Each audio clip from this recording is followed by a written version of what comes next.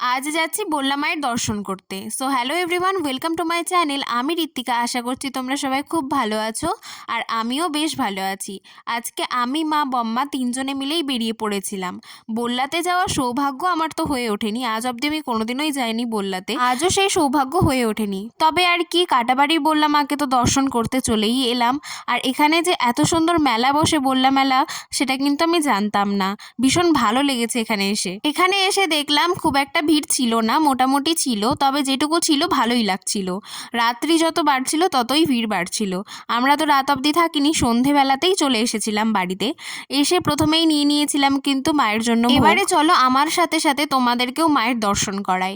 এত সুন্দর দেখতে মা, এত কিউট, এত মিষ্টি, কি বলবো, জাস্ট তাকিয়ে থাকতে ইচ্ছে করছিল।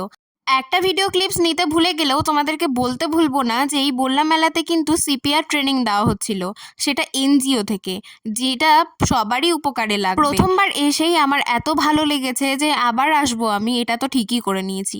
মন্দির থেকে নামতেই কিন্তু সুরভিদির সাথে দেখা হয়ে গেল।